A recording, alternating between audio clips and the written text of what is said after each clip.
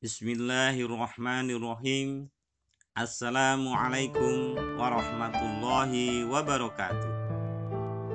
Baiklah rekan-rekan sekalian, adik-adik sekalian, selamat berjumpa kembali dengan kami dari channel Kisah Islam Teladan. Kali ini saya akan membacakan cerita sebutir kurma penyegal doa.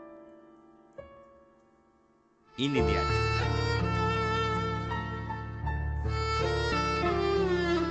Usai menunaikan ibadah haji, Ibrahim bin Adham berniat berziarah ke Masjidil Aqsa.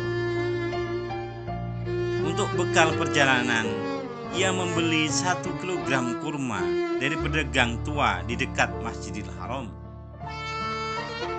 Setelah kurma ditimbang, Ibrahim melihat sebutir kurma tergeletak di dekat timbangan.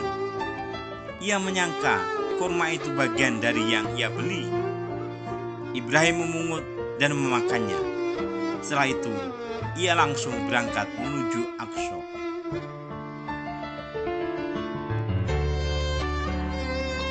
Empat bulan kemudian, Ibrahim tiba di Al-Aqsa.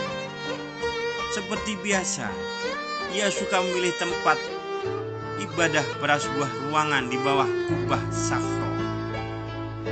Ia sholat dan berdoa dengan khusyuk sekali. Tiba-tiba ia mendengar percakapan 2 malaikat tentang dirinya. Itu Ibrahim bin Adham, ahli ibadah yang zuhud dan warok, yang doanya selalu dikabulkan oleh Allah Subhanahu wa Ta'ala, kata malaikat yang satu. Tapi sekarang tidak lagi, doanya ditolak. 4 bulan yang lalu ia memakan sebutir kurma yang jatuh dari meja seorang pedagang tua di dekat Masjidil Haram, jawab malaikat yang satu. Ibrahim Adham pun terkejut sekali. Ia teringat, jadi selama 4 bulan ini ibadahnya, sholatnya, doanya, dan mungkin amalan-amalan lainnya tidak diterima. Gara-gara makan sebutir kurma yang bukan haknya. Astagfirullahaladzim. Ibrahim beristighfar. Astagfirullahaladzim. Astagfirullahaladzim. Ibrahim terus beristighfar. Kemudian dia langsung berkemas untuk berangkat lagi ke Mekah untuk menemui pedagang tua penjual kurma, untuk minta dihalalkan sebutir kurma yang telah ditelannya. Begitu sampai di Mekah, langsung menuju tempat penjual kurma itu. Tetapi ia tidak menemukan pedagang tua itu, melainkan seorang anak muda. Kepada anak muda itu ia berkata, 4 bulan yang lalu saya membeli kurma di sini dari seorang pedagang tua. Kemana dia sekarang? Tanya Ibrahim. Sudah meninggal sebulan yang lalu, Tuan. Saya sekarang yang meneruskan pekerjaannya pedagang kurma, jawab anak muda itu. Inna lillahi wa inna ilaihi raji'un. Kalau begitu, kepada siapa saya meminta penghalalan? Lantas Ibrahim menceritakan peristiwa yang dialaminya.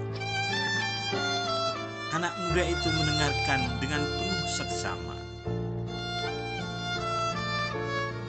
Nah, begitulah, kata Ibrahim setelah bercerita.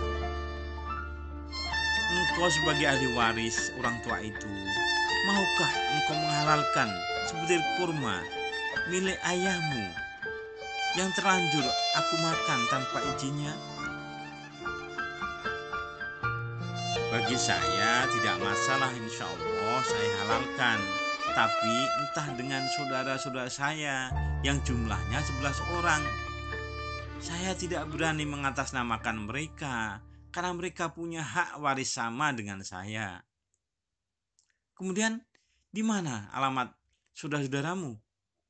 Biar saya temui mereka satu persatu. Setelah mendapat alamat Ibrahim, Adom pergi menemui mereka satu persatu. Biar berjauhan jaraknya, akhirnya selesai juga. Semua setuju menghalalkan sebutir kurma milik ayah mereka yang termakan oleh Ibrahim bin Adom.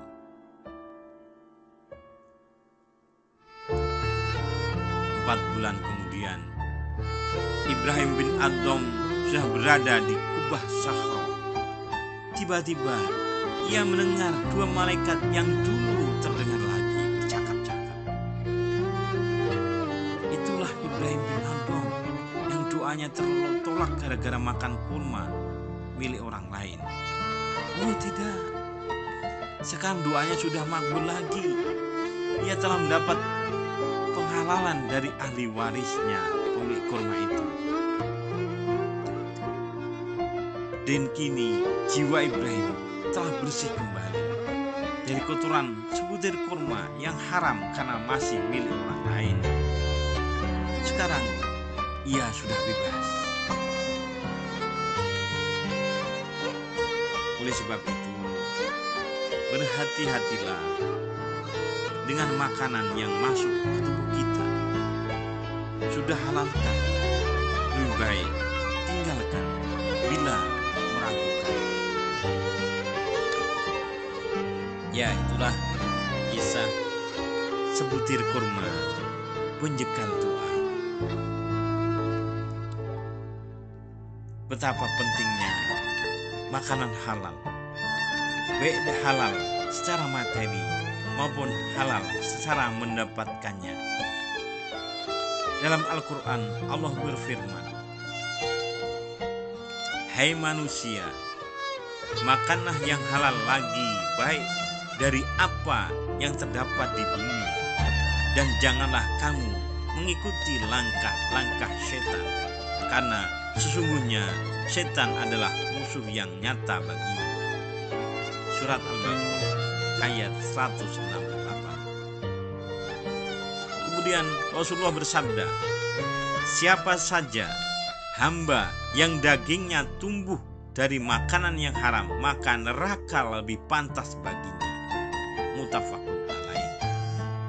Hai Sa'ad, perbaiki makananmu, niscaya doamu diterima. Hadis riwayat At-Tirmizi dan At-Tabrani. Marilah kita senantiasa menjaga diri dan keluarga kita dari makanan-makanan yang haram, agar doa kita dikabulkan oleh Allah dan agar kita terhindar dari api neraka di akhirat kelak. Begitulah adik-adik sekalian dan saudara sekalian, kisah tentang sebutir kurma penjegal doa. Saya, wassalamualaikum warahmatullahi wabarakatuh.